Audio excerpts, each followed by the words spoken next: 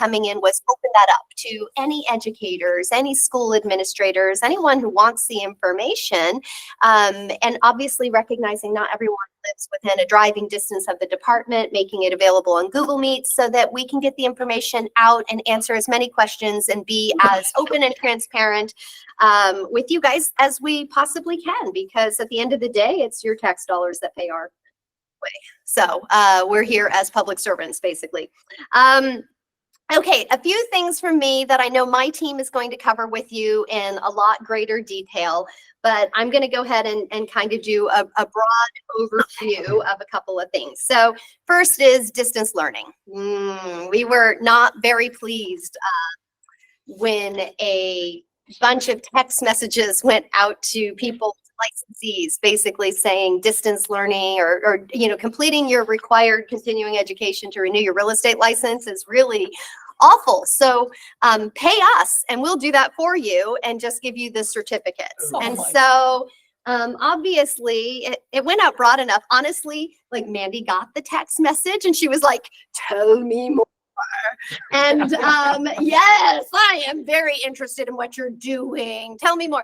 But unfortunately, the Attorney General is like, no, guys, you can't do it that way. So we yeah, right. I know. We were like, but we want to catch the bad guy.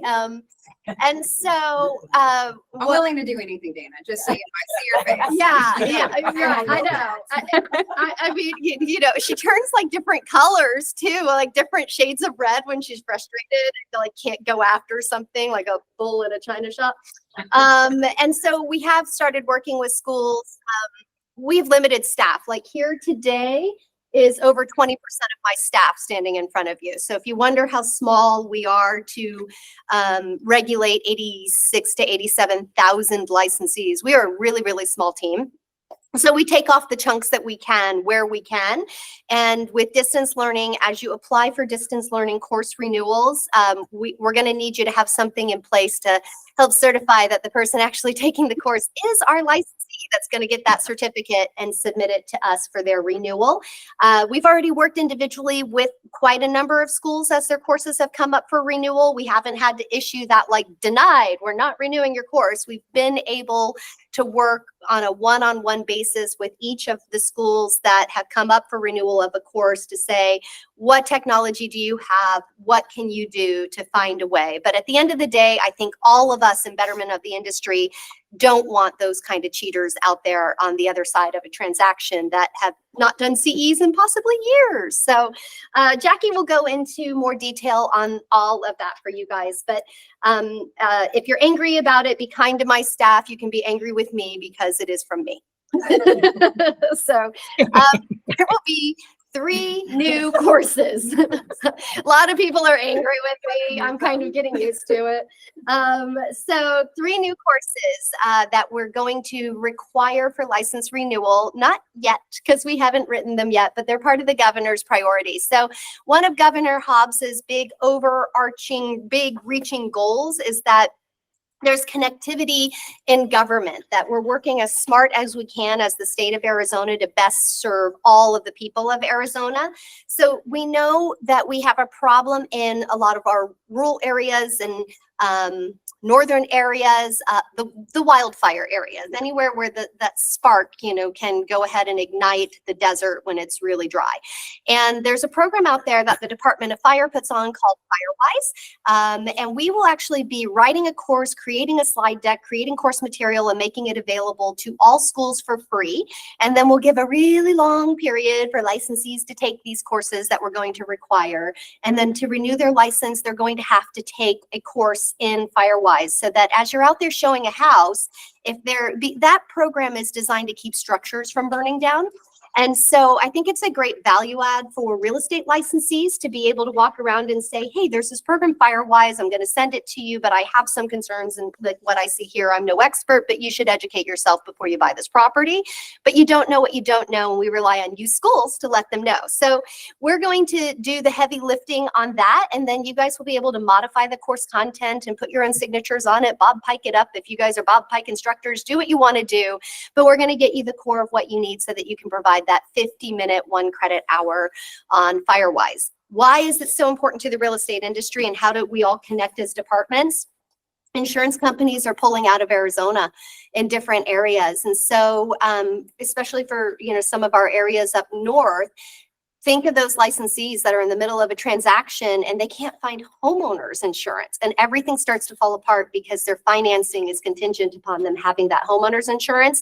And so we intend to take it even a step further in sort of our 5-year plan of working directly with licensees that are having those denials, because the Department of Insurance has a list of insurance providers that supposedly provide insurance.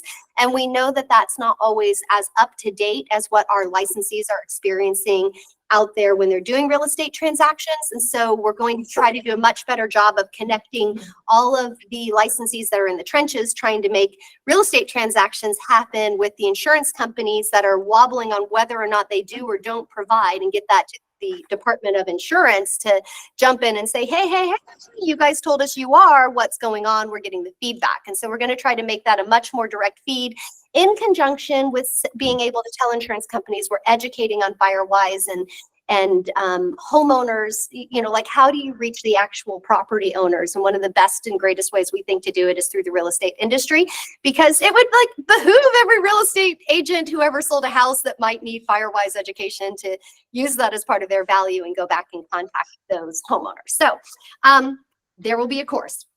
Water is another big priority. Since Arizona has been a state, we have fought over water rights, and that's probably not going to end at any point during my tenure. I feel 100% confident telling you we will continue to fight over water rights in the state of Arizona well after I am gone, and not just commissioner, dead.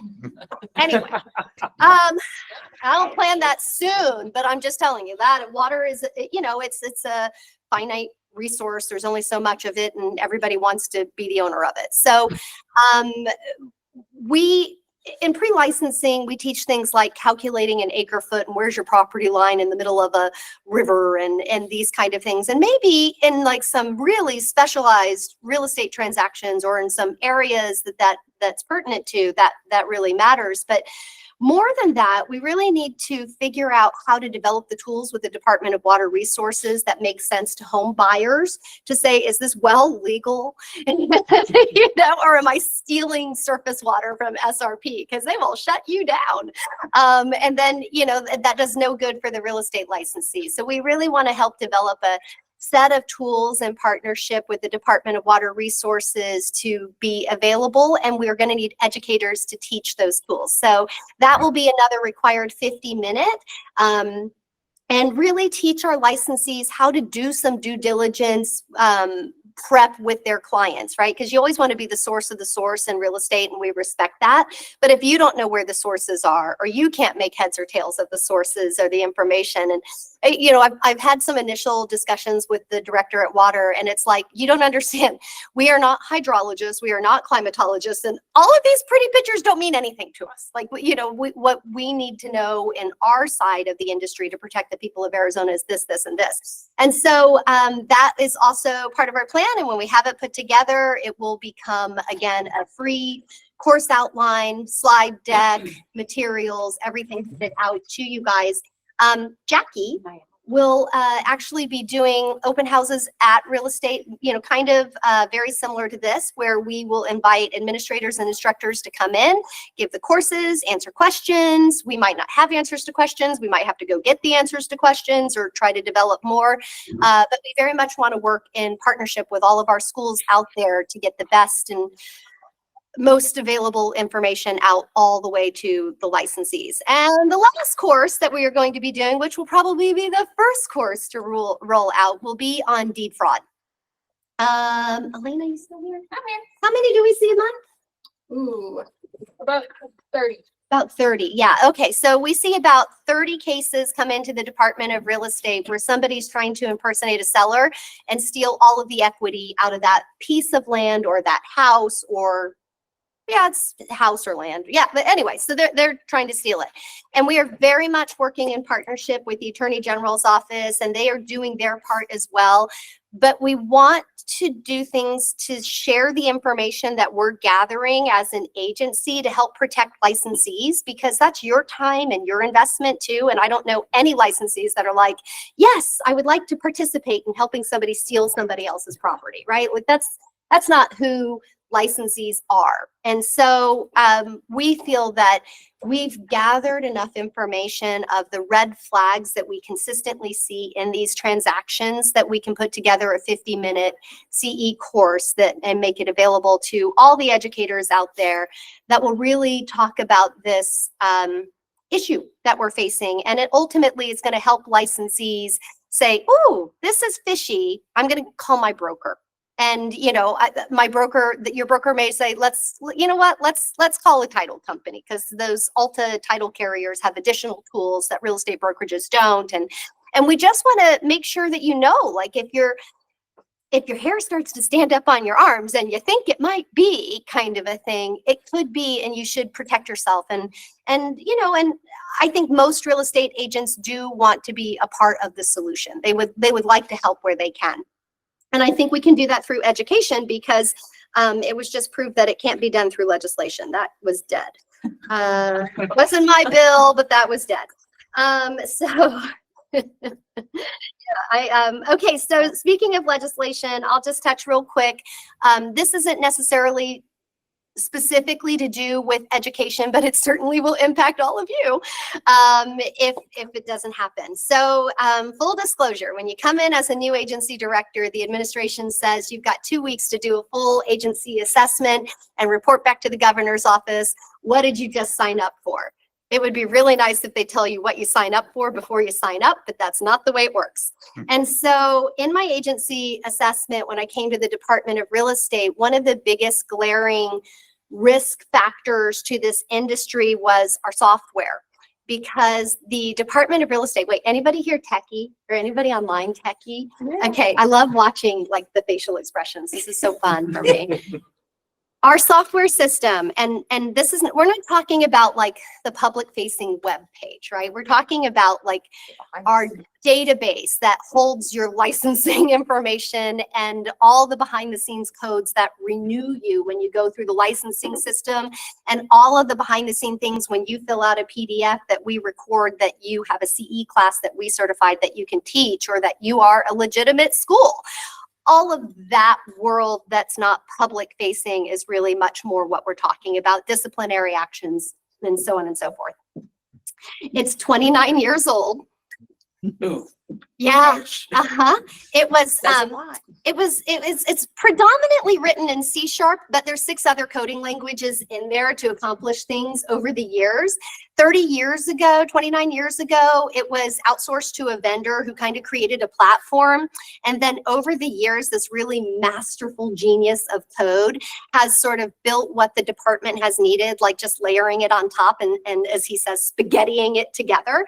And there are certainly limitations that we can overcome by standing up and walking over to somebody else's desk, or logging out and logging into something else, and right, like using 2 computer screens. That's not the issue, because like we're like a well-oiled machine over there. We have limitations. We know how to roundabout around those limitations. So the biggest problem is our senior coder. It's not on paper anywhere. The backup plan that was actually submitted to the floor above me in the building across the street is paper processing in the event that it goes down.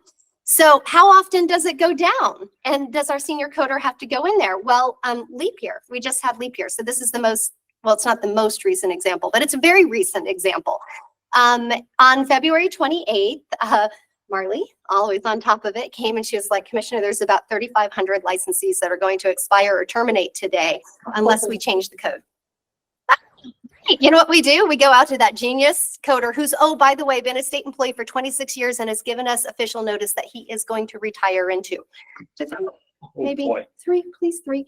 Anyway, he's retiring. And so we're losing the person, and it's not mapped out anywhere on paper for somebody to say, oh, okay, this is where it is, right? It's just in his head, and it's just been layered and built and over, like, no, I see the shocking faces. And Right? I know. I'm We've like, tried duct tape, we've tried. I'm like, Kevin's leaving. Get the bubble wrap. We need to bubble wrap him before he gets in a car. That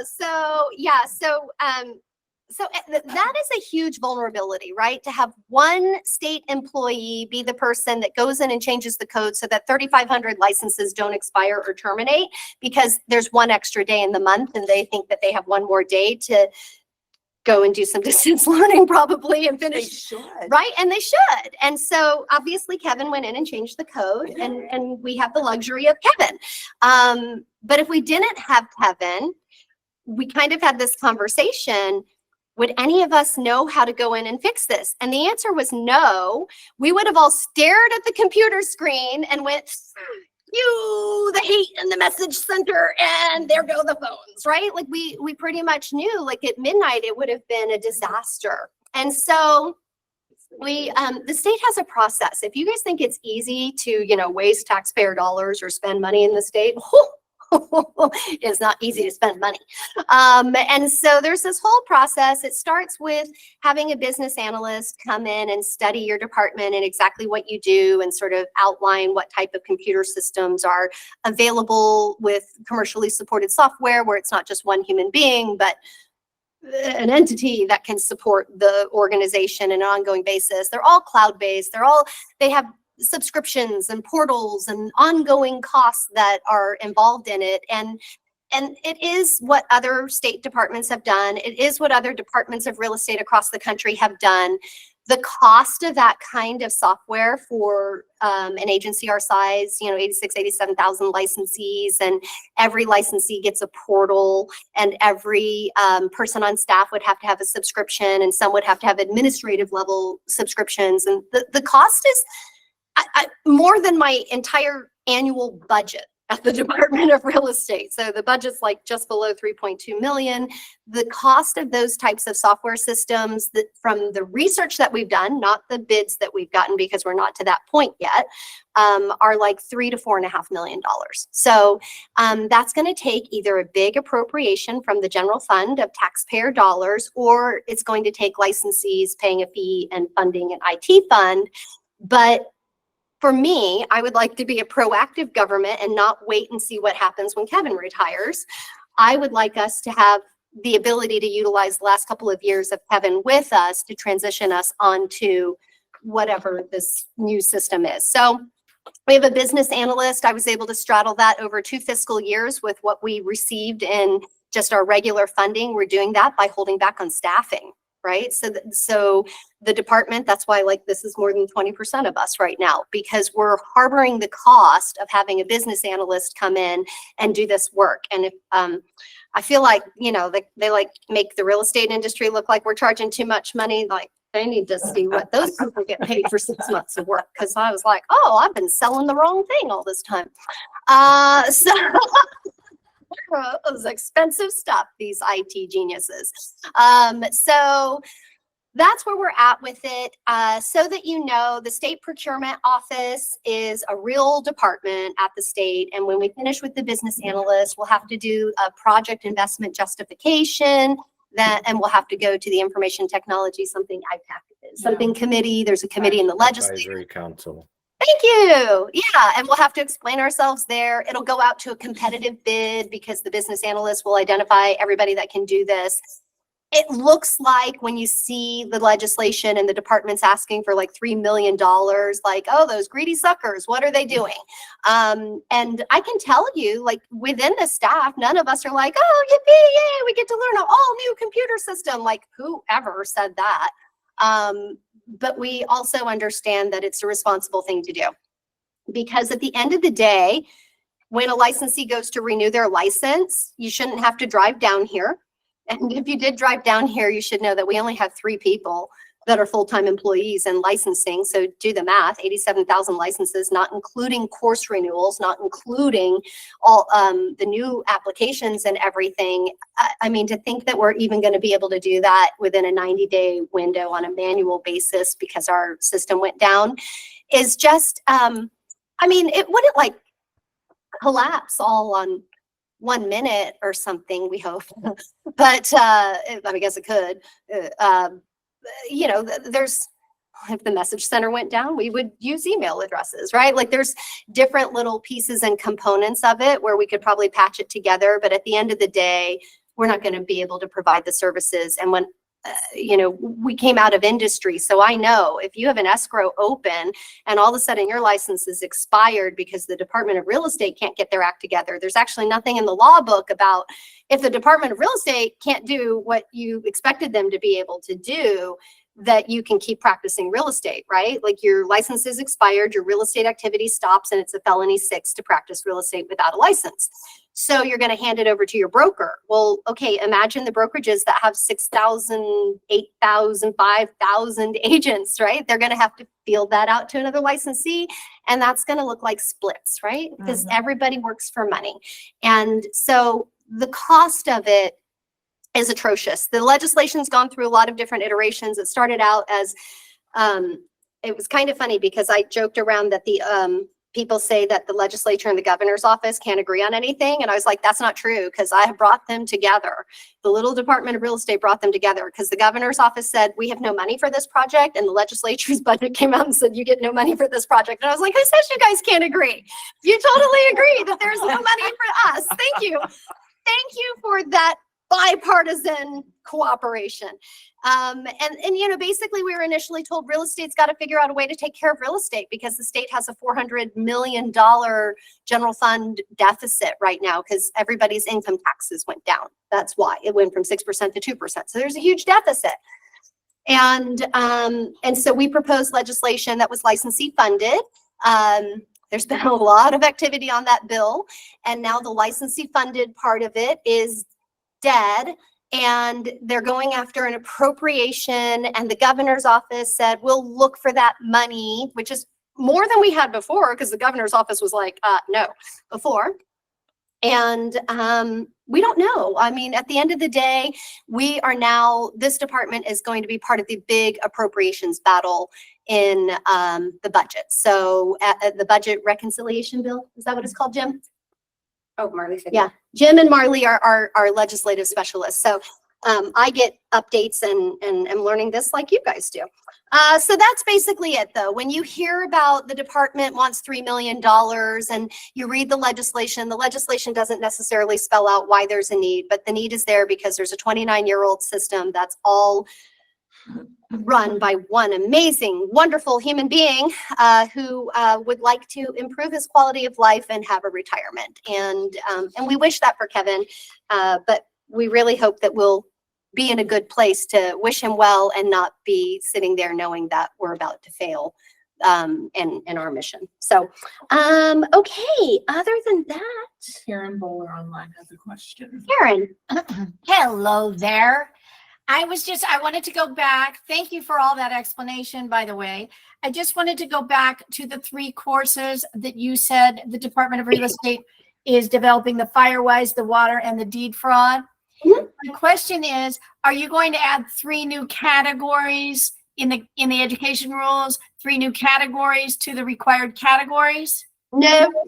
So we are going to make those courses eligible to be credit in several different categories. So it'll really ultimately depend on the course content, but I'm kind of imagining it'll cover legal issues, it'll cover agency, it'll cover commissioner's rules, it'll cover disclosures, and you can kind of insert those little hours almost anywhere you want to. I guess fair housing is probably the only one that it's not going to fit into. Okay, and then I have a couple more questions, if possible. Okay. Okay, so the Department of Real Estate is going to develop these courses, develop the course outline, give us the outline. We take the outline and develop our own course from it, and then submit an application and get the course approved. We are going to develop an outline, develop a slide deck, give you handouts, and welcome you to meetings like this where we run through the course. And those courses will be approved, and we can create those already for you once you've attended an initial training on them. Or alternatively, you can take our course materials and you can rip off and duplicate and create your own, and you can teach that as well. And then, but submit an application and get it approved if we rip it off and do it ourselves? Yes. Okay. So it is a matter of us having, if we put our own whammy on it, we do have to submit an application and get it approved. Mhm. I love that game Yes. show, Karen. Yes. Got it. Got it. Yeah. Got it. Got it. Thank you. Yeah. And now Becky Ryan. Oh, let and it's Dana in the room. too. And I'll get Becky and then I'll come back to you, Dana. Okay. Okay. Becky. Yes, my question is, under the assumption that these are each 1 hour classes, could they be combined into one 3-hour class by the school? Yes. Yes. Great, thank you. So we already have 3 water classes, Mhm. legal issues, contract law, and disclosure. Can we take that water portion and incorporate it into the class? Yes. And So then- if you have water classes already and you wanted to count for their 1 hour that we're going to require for license renewal, then we'll just look at your outline. And if, as long as everything that substantially we need in there is in there for that, then you're where you're So going to we be would good. need to resubmit. Or just let us know Okay. that you have it. Yeah, let us know. And then, our team will work closely with Jackie and we'll, if we need you to tweak it, like, could you add this in there to your course Oh, and you're good? absolutely. We'll do that. Okay, great. Yes. So just a thought, we have 6 hours of general continuing education credits. Mhm. Have you considered taking 3 of those 6 hours and replacing them with these new CE courses? So create 3 new categories, but eliminate 3 hours of general CE in lieu of that. So creating new categories gets us into, Jim, Uh-oh. rule or statute? Statute. Rule. Rulemaking is where categories are listed out. Yeah, so, Okay. so that's why, Yeah. because it's, so statute already says that like for issues in the real estate industry, the commissioner can subscribe education. And so we're using a portion of statute to require it, but we would have to go through the governor's rule review process and create different rules, to change categories, and that is a process. And Jake, that is for your knowledge, because I know you're just starting out in this world. Sure. We're always happy to have that. R428402. So you might want to write 402 down so you can reference it later, because Yeah. actually when you write courses, it speaks to exactly what you should be writing. And then I have one more thing for you, and then I'm going to hand over to my team. Audits and investigations. March 30th is going to be a really, really exciting day because that's when we're going to roll out our process and procedure improvement guidelines of how brokerages are broken down. For those of you that don't know, Auditor General came through a couple years ago and said you can't just like spin the wheel and pick a company to audit because you're not necessarily capturing the greatest risk to the public. You have to be a little more sophisticated than that. And so this bucket system was created. And then now the bucket system has kind of been running for about a year, and we sort of said, we're still not actually achieving what we think the Auditor General wanted us to do because size doesn't necessarily dictate greatest risk to the public, right? And so so those have been further refined, and then there will be a pretty distinct timeline and process and things to expect in all of those. We'll again be doing a tremendous amount of outreach on those courses. You can expect to see Elena. We'll be making them available through Google Meets. We'll be making them available here at the department or over here at Washington. 1400 Washington. And again, we want to get the information out to educators because we would love for you to be able to update your broker management clinics that you have with exactly what the department is doing. We'll give you the same checklists and worksheets and procedures that our team is using.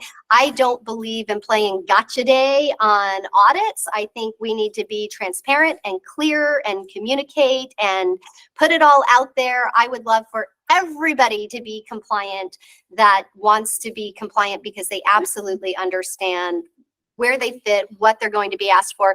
I don't want this industry to have panic when they get that notification that you've been selected for audit. I want them to say, oh, I went to a class and I know exactly what I needed to have in my files and I have that and I feel good. And so we are going to look forward to that in April. Watch your inboxes, watch our social media. If you're not on our social media, we'll be announcing those things. We have Facebook, Instagram, and LinkedIn.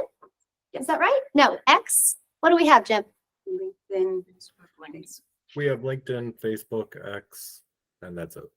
Okay, so LinkedIn, Facebook, and X. So find us on one of those because we Hootsuite that out, and we'll get that information there. But we want to partner with you. We want to help you guys continue to build the value. We know that partnering and helping our educators is the best way to improve this industry. So we look forward to continued partnership. With that, I'll take any final questions, and then I'm handing it over to my team. Yeah, Dana. Excuse me, in the past, the department sent out notices to brokers and agents, 90, 60, 30 days out that they need to renew their license. Is that still happening? Yeah, Jim? Yes, it is. Okay. That's a Kevin feature. I just got mine yesterday and then my broker sent it to me as well. So Awesome. Yeah, I think it We're goes on to it. the licensee and the broker. And so you can only imagine when we get those calls like the day after, we're like, really, we sent you and your broker a 90-day, a 60-day, a 30-day. I can tell you only one phone call like made it to me. I don't know what buttons they push, but they made it to me. And I was like, I fail to understand why your procrastination is now my problem. Like, go do what you need to do. And, they were like, but I was like, you had 3 reminders and so did your Oh, broker. but now I've ended my grace period and Yeah. I lose my license. I What do I know. do? I know, I'm so unsympathetic in that regard. So how much of our education that we take during that 30, 60, 90 days can we carry over to next year now? You can carry over all of it. Right now it's. And I don't need to take CE for the next 6 years. Yeah, I mean, I know, but we know you will. Yeah, that whole thing, like you renewed 90 days out and then you took some more CE courses and they can't count towards your next license renewal. Our system can't automatically do it, but if you're in that boat or any of your students are in that boat, contact us and we'll manually get those in there for you because we think it's great that people want to be ahead of the game, and education is education, right? You're not gonna forget it. And for those of you that saw in the omnibus bill, Senate bill, something, 1171. And it says that you can go inactive for 15 years and then you can reactivate by taking your continuing educations. You should know that wasn't the department's idea, but once you start legislation, things happen to it in the House and the Senate. And an omnibus bill is all or nothing. And so either it goes through or it doesn't. And so that has been working its way through, but don't come with your pitchforks to me. I didn't do it. And I didn't have power or control to undo it. So right now, Dana, is 10 years that you can be inactive and then have the option to go back to an active status Okay. consecutively. But the CE is required at this time to continue the inactive status. Right. That basically takes the expired status as we know it today to an inactive status for 15 years. But there are requirements that'll be based on the commissioner at that time and what the law says to reactivate your license. And as we all know, you have a year in expired status to have the ability to renew to an inactive status. I used to lie to people, I guess, and I'm glad I did because my agents were in line. I told them they had 30 days or they had to retake pre-licensing. I did not figure out there was a year until I got here and I was like, you're kidding me. And the one thing we do not move on, the one thing we do not budge on, that is not a rumor, is when they do expire, that they have had 730 days to complete this process. For no reason will we budge on the late fee. Because we have to treat every single person the same. So if you get feedback that they called in and we wouldn't make an exception, that's absolutely true. We won't make an exception. And if they don't want to pay that day, as I explained to one nice person, then they have 363 more days to decide if they would like to pay. And when they decide they would like to pay, we would be happy to give them an inactive license. So that is not a rumor. That's true. We don't budge on that, but that's the shift in your head because it took me a minute. Like I was like, no, Commissioner, you're wrong. She's like, I'm not wrong. Didn't you read? I'm like, no, I didn't read it. We had this conversation yesterday. She's a skimmer. I'm a detail. Just like it wasn't bold and it wasn't in a different color. No, not really. I know, but bullet points and white space are my friends. Yeah. So if you're emailing Mandy, I like white space and bullet points, or it will take me a while to respond to because I have to read it about 4 times. All right, guys, thank you so much. Any more questions before I jump out of the room? Marley, we good online? Yeah, good. I was answered a question about instructors using courses that you create for your licensee renewals. Once Commissioner started, Yeah. this has been known, you can apply half of that towards your licensee renewal hours, so. You can. And if you're an attorney that practices real estate law, I will waive some CE for you because, you know, you don't greatly benefit from coming to a real estate instructor to learn agency when you're the lawyer that we all go to. So yeah, so we definitely, if you have questions, reach out and answer. Our phone number is on our website. Yeah. One quick question from a couple of meetings ago. You were talking about commercial people and new home sale and taking different types of CE. For example, they don't all need fair housing. Yeah. What happened to that? We need more people to write courses so that we can categorize the courses. And then our database is now searchable for those types of courses. But there is a process, I guess, to the new courses, getting the course numbers that distinguish them to be then searchable and kind of backfill. But we need more courses basically in commercial. We need more courses in vacant land. We need, we need more content in those areas. Nobody wants to write them. I know. Problem. I know. You know, when I hear schools tell me like, oh, this is, you know, we need to be more profitable. I'm like, I have so many categories that people would flock to you in. Because the complaint is I have to take these, but they do not apply to what I do, period. Exactly. And we really need people to step up and start doing those. It's just getting more. So Jeff, we would love it if you'd write some. Dana, everybody here, everybody online. Yeah. All right, guys. I will see you later. Have a great day. Bye, Commissioner. Okay, so Marley, take the stage. my All right, friend. I will- so we are gonna jump ahead since we're running a little short on time. We want to make sure there's enough time for questions. So we are now talking about the pre-licensing exam updates. If you teach pre-licensing and you haven't heard, we've been talking about this for a while at our town halls. We are looking at joining Arello so that we can have their national exam and the state-specific exam. What we're doing right now is working with our vendor Pearson VUE. They have just provided Mandy our existing question bank. So she's going through to see if there's any questions that are problematic or that need to be weeded out. And then we're going to start working with subject matter experts to help write new questions. So that's where we're at. We're still very far out. We will give plenty of notice to schools. That's something that's a priority of ours, is to, even if it takes longer, we just want to make sure it's done right. So I know that's not much of a concrete update, but we're still very much in the very initial stages of salesperson only. We need to get broker done after that. But right now we're looking at existing questions and working on setting up meetings with SMEs to start writing new questions.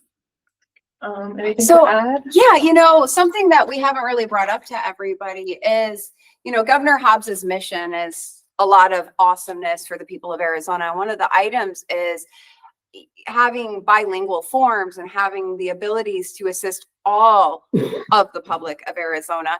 And that includes people that are going for further education. So one of our asks to Arello is to have the national exam side offered in Spanish as well as English. Not the Arizona side, because we actually have statutes that require us to confirm someone has a proficiency in English, since most of our forms that we would take to court are in English. But this way, at least that person for further education can sit down and be like, okay, at least one side, you know, is in my native language. And for the majority of Arizonians, it's English or Spanish. So we are asking for that. And the goal of why we rewrote pre-licensing wasn't only to go to Arello.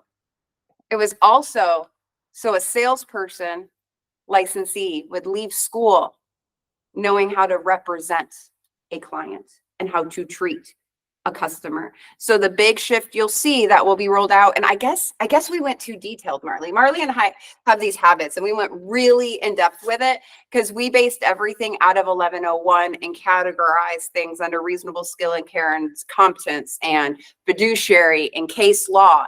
And the pushback we received was, well, that's not entry level. Well, if that's not entry level to actually understand what obedience is when you're applying it, then don't represent somebody. Wow. So you're going to see more from Arizona that looks a lot like what you know as RCRMS, risk management, of application of the items, not just memorization of old car, but application of what goes here. So we're really proud, really excited, and it's gonna be a lot of work on our end right now. And we are getting pushback, but we're gonna push through it because we can only be better together. And we want people to leave school not knowing how to build a business. There's actually a website that's free for that. Not how to get lead gen, talk to your broker, but how to represent somebody and the basics. So we get a lot of phone calls from people who speak different languages, asking if they have material. Fine, but the Pearson VUE test will never be offered in a different language. Is that correct? Well, It's not true. I'm so sorry. oh no, you're No, I fantastic. had to do this for my job with the company and I talked with the Pearson VUE and the PSI and they do offer it in some. They do offer, but In Arizona will some not. I states, should but say. not, so it Exactly, sounds I'm like sorry. you're The getting it. state specific side will Correct. be in English. Always. We want the Arello side offered in either option, the national side. But the state specific will never be offered. in a Unless different that language. law is repealed, but right now it's in our statute. It's in our statutes. Fine. And so we Okay. could check a proficiency in English, right? Like if the majority of your test is in Spanish, but then the Arizona specific is in English and you pass both, then that does meet our law requirements. So we're kind of excited about that. And in case you didn't know, Arizona Realtors, which I'm not allowed to speak for them anymore, but Barb's on here, does have all Realtor forms also in Spanish on their website, just in case you didn't have that highlight, something I've always been very proud to know. But yeah, that was fun. What's our next topic? Hybrid courses. Hybrid courses. How many of you, I'm sorry if you can't see me anymore online, but how many of you like hybrid courses? Hybrid is defined as people here and people here, and it's a CE class. Anybody online? No one here is admitting it. Anybody online? You're not touchable. Okay. Okay, so, well, there's some places that really love this concept. The concept is actually not in statute. It's not in rule. Right. It's either online, live online, distance learning, live online, or in person. But there's some things and some people out there have been teaching hybrid, where they're teaching a group of people here and they're teaching a group of people here. The commissioner is putting into place for best practices. If you want us to approve a hybrid course, this is how a hybrid course would work. You would have 2 courses running consecutively with 2 qualified instructors for the topic. The camera can focus on the main instructor, but that person on the online course would be a guest speaker. And then the instructor, not the monitor, the instructor on the online course would be answering all the questions and in charge of all the breakouts and the interactive activities. So you would have basically 2 courses running consecutively, but both require an instructor.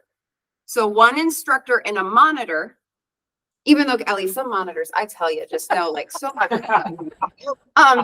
would be running the course. But truly, it probably needs to be in a different room because you would think the person that's running the online course would eventually need to speak, right? And that would interrupt the other. The questions. I mean, And that's the hard part is how do you answer those other questions? How do you truly engage the people in front of you? Come on, we've all been in Lowe's or Home Depot, right? And you're at the customer service desk because you're totally aggravated and their phone's ringing and they're paying more attention to the people on the phone than the person that's staring at them like, I'm going to eat you if you don't help me properly. And so it's that same concept. And we want to make sure that the instructors are engaging the students in a way that they're actually leaving with at least one golden nugget than ignoring half or having IT issues the entirety of the time. Set the rules up front to ask questions in the chat. Yeah, you can absolutely do that. But again, we are requiring 2 instructors and we do expect an online instructor to be answering the questions in the chat and be completely proficient in the topic. So that's how hybrid is going to be enforced moving forward. I wanted to send you an educator update. The department wanted to send you an educator update. Everything I had to say was best practices. Nothing, so if I send that out to you, I'm going to get back, well, that's not in statute. Well, commissioner is saying we will not approve hybrid classes further unless this is what happens. So now I can send you an update because I've updated you. Turns out government's very after the fact. It would have been great as a newsletter, right? What's our next topic, Marley? I think it's, any questions on hybrid? Questions in the chat, questions in person? So the Yes, ma'am. But can I ask a question back to pre-licensing? And I know you're evaluating what will be, but have there been any updates in the past year as statutes have changed on disclosure for assignments or the new AMA and INA? So that's exactly on the AMA and INA why we're requiring more CE on water. Mandatory CE is those active management areas. So I don't, that actually didn't tie into pre-licensing, but on So- assignability, was it? Last session, there weren't many updates, but there will be this session. And we send those legislative updates once it's been passed as a law to Pearson VUE to pull questions. I know that that's not part of our holistic overview and overhaul we're doing, but those questions should be pulled by Pearson VUE if they become out of date because of law changes. And I did add a huge section to pre-licensing under reasonable skill and care. Yes, ma'am. So the hybrid classes that are already approved in action now are okay until they need to be renewed? Or do they go away? Because they're doing it in that old So we've manner. already reached out to many hybrid instructors, one-on-one, and let them know that we're no longer going to be approving them. Right. We will have an internal discussion on how to pull all of them, because as you heard about our system, the challenge is sometimes pulling the information. But I've spoken to about 4 different schools, because there's actually not a lot that do it. Right. But those who do it a lot. And said, in Arizona, this is what we'll be requiring. So we're going to continue to do the good fight and find a way. But to immediately expire people, it'd be harmful. Yes. Because then you go in and you've already taken the course and you've waited your whole year to input your certificate. Like, that never happens. And then all of a sudden they get no credit for that. That in itself would be an issue. So we don't, because our systems have limitations. So I don't see us doing that, because it would actually harm the students who already took the course. Yeah. But And what we- about ongoing with skills, the IDW on how to do a hybrid? I've contacted one of the only people I know that teach that and told them to stop doing that. Okay. Unless he updates it to the way. Right. So I've already updated the only instructor I know that does IDWs on hybrid and let him know the proper way for Arizona to move forward. Cool. Thank you. All right, so kind of in the similar vein, but pre-licensing, if you have an in-person pre-licensing course and for whatever reason you have a student, maybe an illness or injury, they're not able to attend that in-person course, but you have an online component they could attend, you're able to do that. You're able, as the school, those students to allow them to be able to finish the course. When it comes to what course number you're giving them at the end, once they've completed their 90 hours, put the course number based on the method they attended the most. So if they did 90% online, put the online course number on their 90-hour certificate. But you as the school have flexibility in working with people as emergencies come up. Question. Yes, sir. I have a question. If they're online and they go, and they're taking the course and they go, because I know most of these people, and they go, I'm just not getting it. Can I go on to a live course? Mhm. How does that work? So if you had a live course already approved as a school and you're able to tell where they left off, and if they're able to jump into your ongoing live one, you could do that. If that's just not going to work, I'd have them sign up for the next in-person course. Yes. Clarification. The 2 courses have to match, correct? Or can it be any course? So if somebody's off using another provider's online course and the student says, I don't want to do this course. We were imagining it would be the same school, so you would be able to know what curriculum they've already gotten. I think it would be too difficult you can make the case to us, like if you really feel like they got the appropriate education at the other provider, but I think in general, that'd be too difficult to make sure they got all of that course. So we were imagining this being within the same school and they would be able to tell. And so when you were discussing it today, you were saying in an emergency, they could switch. Is it something that they're eligible to move freely? They say, I missed a class, I can switch, but then I'm going to go back to my other, it's not a one-time switch. It's a, Yeah, as long mix and as match. the school's able to keep track of that, it makes sense, they're getting the proper education, yes. So it's not just in an emergency, that's just my example. Okay. Yeah. They might be sharing an online course but you do have an in-person course. Is that allowable then? Because the online course is not owned by you, you're Owned. sharing it. But you would know what's being taught on the online Oh, since yeah. it's shared with you. So, Okay. yeah. Because you'd be certifying that they received 90 hours of pre-licensing. On the distance learning, I think one of the requirements, like how to ensure the student is really attending online is the person who is really attending the class. But that's our next bullet point. Oh, okay. Just for that money. We're just doing happiness. Like, I know I half the room showed up. And thank you to our amazing participation online, by the way. All right, any other questions on pre-licensing? I mean, it's really ensuring they took 90 hours. I guess so currently the exam is still combined, but when we join Aurelio, then it will separate. Yes, I ma'am. understand. Okay, and is there a time hope for that? or- Goal 2025. We will be writing questions next month. We Wow. have 3 dates set for next month and just verifying a location. I've reached out to, just to let you know, we don't just focus on Maricopa County. I reach out to every single region. And the one thing I love coming from Realtor leadership is I actually know all the regions. So I sit there and I'm like, we have this many associations. Do we have people from all the places? So we are reaching out. So there's a broad knowledge base of geographic competency. Nice, thank you. Good. Yeah. All right, distance learning. Let's just go for it, Ellie. All right. So less a pushback of you're not allowed to do that. That's not right. We can't fix what's always been. You're right. There will always be fraudsters if that's in your head, because it's in my head. I mean, we live in the world and that's just the case. But just like deed fraud, there's steps we can take to slow down the process. And so I'm going to be corny and do what I do in my informal settlement conferences now on the audits and investigation and enforcement and compliance side and read the law book. Because lawyers like make me feel really smart sometimes, and I realize, oh, you're making me feel special, so then I'll just side with you. I have to go back to the law book. In 322130, and you've all received this via email, it states that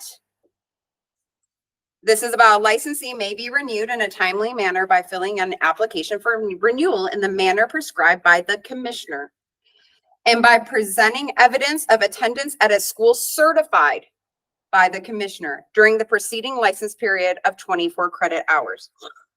I could keep going, but it's quite long. So the certification, do we have a Kleenex? Sorry, I'm being a human. Oh, we did. Thank you. So the certification is this person who they're supposed to be? Will there always be some small margin of people who will figure out a way around it? Yeah. But what have we not done before to certify that person giving me that certificate actually attended the courses? She gave you the example of what sparked a citizens learning, and that wasn't a one-time text message that went out. That went out in 3 different cycles. So at least out of my Maricopa friends, I got a lot of screenshots to me. On top of that, we do have open investigations at this time of team leads who will go and claim they went to a course and change the date on the certificate and then pass it out to their entire team to utilize. Thing is, it sounds like you couldn't catch it, but funny, we're catching it.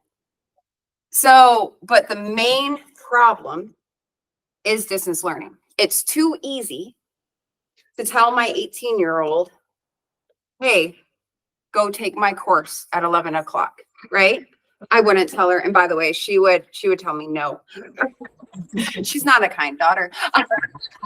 But it's just too easy that anybody in the world, and now that we know people are profiting from taking other people's CE courses, to log in and take it. So then it goes into 2135 of the powers of the commissioner. We don't like having powers, by the way. We just want everyone to smile at us and get along, but that's just not the way the world works, it says. But we can only discipline a school based on 2135C. And one of the items in C is number 2, improperly certifying student attendance or performance. But I want you to know, and then it goes into rule. There are some really awesome concepts that we're looking at to help you in the future. I know it doesn't help us today, but coming out with allowing random audits, I know that doesn't catch everyone, but if there's a deterrent to say, hey, you could be selected for a visual audit, and we put that out to licensees and we put that out to brokers, because we have been going all around the state speaking. We have been informing people. We have so much outreach from this department. I mean, I think I have 3 speaking engagements I have to drive to this week alone. So this is not going to be a hidden item. But if you're possibly going to be caught and you could risk loss of your license over it, or we double your CE hours and require you to take all live in-person classes, you know, it depends on the administrative law judge. It's not really easy to take somebody's license, just so you know. It might slow the roll. And I say, hey, I got this text message. And, you know, a year ago, I might have said, I'm too busy to take my CE. Just do it for me because I know everything already. I don't need education. We've all met those people, right? But now we're like, that's not okay, because you're usually the one that is turned into my audits and investigation from a consumer that you've hurt because you didn't stay up to date. You didn't practice in your lane. So what we're asking you for is assistance and coming up with different ideas. And every school can be different because everybody's platform's different. I understand that some of my friends on here and in the room like automation, because we, you know, manual is torturous. I get it. Automation makes life easier, but if it's random and you select so many students a month, or you select so many students a week, and you just get on Google Meet, Zoom, and you take a visual picture and you put it in your file, we're not holding you accountable for PII, the private information, something, identification information, but we have everybody's license on file currently with the Department of Real Estate, as long as we get a new IT system. And when we audit the school, you say, I did what I said I would do. You give it to us and it's up to us to double check it, right? But then if someone doesn't cooperate with you, the biggest pushback I've received, if they don't cooperate with us, Mandy, are you going to just back down and be like, well, I'm glad you refunded their money and let them go do this at a different school? Because I guess that's the fear, right? Like we wouldn't enforce something. No, we would open an investigation on that licensee. We would tell them that we do not certify those hours, because also we're not going to stop them from taking the course and paying you. We're going to say you don't get credit. And we're going to now look at their entirety of their license history that we can look at, which is 5 years. And that's really, really what we're going to back you. We're not going to say, oh, we're just going to let it go and let them go do another class, another school. And this is not just local schools. This is every single school that does distance learning. Another question I've received is, why are you only doing it on renewals of classes right now and new classes that are put into the department? I know there's a feeling of unfairness out there, but there's 2 ways this goes, right? We have 23 employees at the Department of Real Estate. So it's either turn off everybody's distance learning courses, which would harm the licensees in the industry, and make everybody turn something in immediately or within 30 days, or do one at a time and have the conversations one at a time, which is just more customer service friendly and allows, and just so you know, the nice lady who takes all your applications is Jackie right there. She has information written down from instructions of like, this is what we'll approve. And she thinks for you all the time. Like she is your biggest advocate. Like she is fabulous. And she comes and she goes, you know, this, can you just double check this? Or like, and she gets those turned around and responded immediately. And I just, can you imagine Jackie having to turn off every single school at one time, and then all those CE credits being like, oh, good luck putting that one in, because she's also the one that does that for the students. So that's kind of where we are on it. That's what the law book says, and it is in our purview to decide, commissioner's purview to decide what certification means. And we are hitting distance learning and only focusing there. I'm going to go to Jenny, then I'll go to you. When you guys used to put out the bulletin, you would have statistics in there, and I'm not seeing this stat on the statistics that you guys put out monthly. approximately what percentage of online CE classes are being entered versus live or live stream?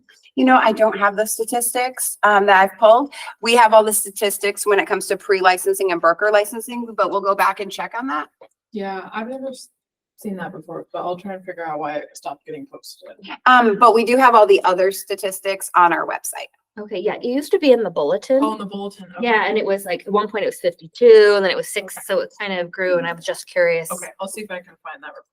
Okay, thank you. Because we do have different CE numbers if you're distance learning versus in person. Ali, what's going on? How about if you just have like, you mentioned like, you can be randomly selected for visual confirmation or audit. And the same thing, I think when people sign up, then they can have the rules and it's like, hey, you know, if you're not online, you can not give you a credit. You will get a certificate as they attended our class, but you could be facing the consequences of 1, 2, 3, 4, 5, 6, whatever their numbers might be. Yeah, and one thing we're looking at, and it doesn't have to be a random visual audit, just to let you know, that is just like one example. Yeah. Just want to put out, that is an example. Somebody else is doing biometric signatures because they already had that in place. You know, everybody seems to have a little bit of a different spin on it, but we're working with the Arizona Department of Transportation. Have you guys seen the app that you can download, the mobile ID app in Arizona, where they're working with different agencies that somebody could download that if you're this is the hard part, right? If you're an Arizona resident and you have a driver's license or an ID here, you could download that. And then what happens is you log into the department's website and it scans your face because it does this cool like little thing with your webcam. And it feels so like the sci-fi movies. And then it says, yes, you are who you said you are. And that could be on a random basis and paid for by the Department of Real Estate. We're looking at that. If it said, no, we don't have this person on record, it would require every licensee in Arizona to sign up for the mobile identification app, which is free. If it says, no, they're not on record, then we go, right, because they live out of state, because we would have that information and, okay, you are who you said you are, right? So we are looking at different tools within the state's ability that we could offer at no cost to you guys as well, but that will all come in the future. So we just need something for right now, because everything here takes a long time. Yes, ma'am. So when it comes to the random visual audit, does this mean to you that while I'm taking the course at 3 a.m., that my computer is taking a photo of me through the course platform? It could if you wanted to. Or is this a scenario where we call you up the next day and say, hey, we saw you completed a course yesterday and we'd like a photo of you now? So what do you think that, I mean, I know this hasn't all been vetted out, but I guess what I'm wondering, since it's online and I know that people will always cheat the system, right? Well, we always have a small margin, but we're just trying to, we'll always have defraud, right? There will always be people who attempt to cheat the system and there's not a foolproof way usually, right? Usually they're going to find a way. Because what I You am. just don't want the mass because the mass won't work that hard. I understand. You want to make it harder for them to cheat the system. So that's why I'm like, okay, is this my computer taking a picture of me because I'm up at 3 a.m. and none of us are working? I don't know. I mean, I might be working at 3 a.m., but you know, most people aren't working at 3 a.m. Or is this, are we taking the photo before the class and after the class when they sign up? I mean, I guess I've got a lot of questions there, but you probably don't have answers for I it. do have all the answers for those because I've been working on this and arguing with people over email, and it doesn't feel good to argue with people I've stood with all these years to say, hey, we're just trying to do something. I get it, it's outside the box, and I get it, we don't like change, but let's not argue, let's work together, right? Collaborate. And so, yes, all of that works. That's the thing. All of that works. You could do before registration, but then that's going to be a roadblock, right? Like if you do it before registration, you're probably not even given the link to get in yet. So I see it as two feasible options out of what you said that would be feasible for a school. You could, if you're an automator, have a random pop-up that says, great, take a selfie and give me a peace sign. Send that in if that's that school's decision. What I see more often happening is that after the fact, you would get your roster, you would randomly select some people and you'd call them and do what we do on the live online courses, which is take a little picture of all these beautiful names, but now it's their beautiful name with their face. And you don't even have to turn your camera on, and you put it in your file and say, okay, these are the people that were audited in September of 2024. If you do that, how do you know that that person was the person taking the class? You don't, we do.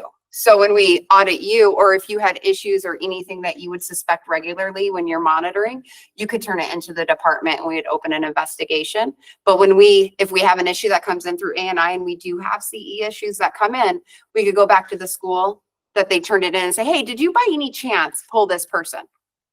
And we're able to then, when we audit the schools, pull that folder and compare it to identifications. Now, I look much older than my driver's license now, but I still kind of look like my driver's license. I'm gonna clarify Jenny's question. So your daughter takes the class for you today, and tomorrow Dana calls you and takes a picture of you. How does you or Dana know that that wasn't you taking the class? I mean, I guess that's just the greater discussion, right? Yeah, I guess that's the greater, what will go down. Usually, I would think your phone call would go like, oh yeah, I took a CE class. You know, there'd be this clueless side that they paid this random person, and it's typically not your kid. It's typically, just so you know, all these text messages went back to what do we call a phone bank? Well, she's so much fancier than I am. A server room. That works. A server room overseas. And these people that we don't know, just take your courses and a QB world probably, or like a table world, and they're not even in the United States. So they're not usually notifying the licensee they even took them until they're all done. And so they'd be like, you know, and then you'd be like, oh, you know, there's some red flags here. I'll take their picture, but I'm also going to turn it into the department. And then all of your systems already have a lot of things in place on location. And I don't think you can tell me that you were in India yesterday and you're here today. You would still be on a plane. Does the department have a record of every system that every school is using? No. I didn't think so. No, that's why we're doing it individually, to be kind to everybody having a different system and allowing people to use different audit methods to hopefully slow down what is happening, which is the masses of practitioners, unfortunately, are hiring people to take their CE.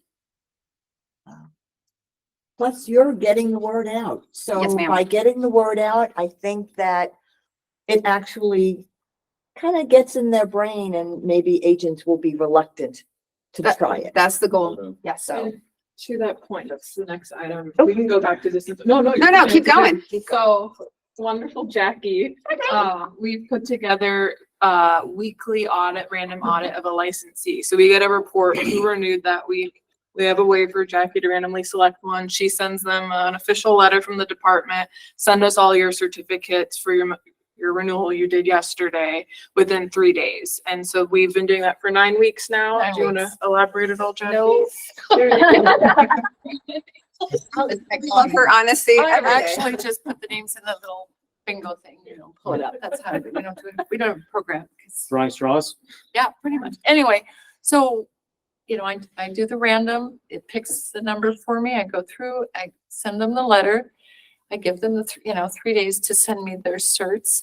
There's been no pushback. Everyone's like, they don't ask why or anything, but, they send me the certificates. I verify everything that they've turned in and check, and it all checks out. And so. There's I think like usually the second they get that letter, they're sending them. People Yes, just want to it's prove. very, we it's haven't- very quick. We haven't ran into anyone suspicious yet, but we just started this. But it's just another way you can say, and we can say, we are keeping tabs on how your CVs, and that might be another way we can find issues. And I think too, now that we're also doing volunteer monitoring, thanks to Ellie and some others, Ellie probably sees so many of the same people in some of the same classes. So, who's, everybody knows Todd Smith. So Yeah, we do. Hi, Todd.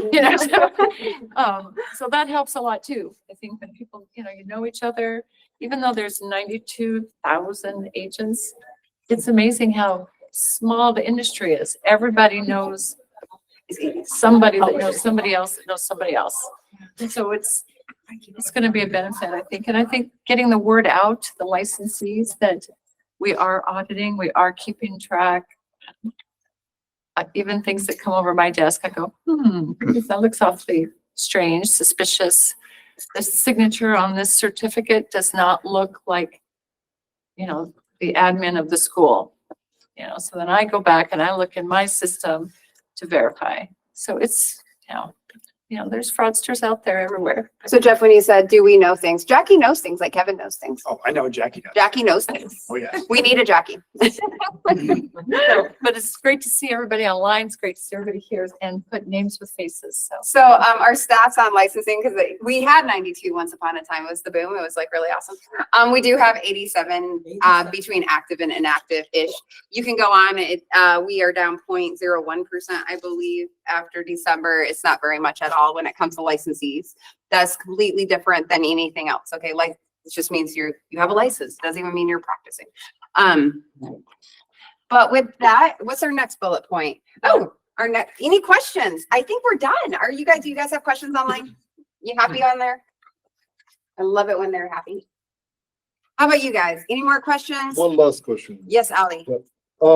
Is this like a way that you guys can come up with the rule for the distant learnings? Just rules that apply to every school or but the method, you know, maybe it's up to the school. So what we were asked for is an SPS, substantive policy statement. If we make an I SPS, don't speak that language. I know, I'm telling you, here.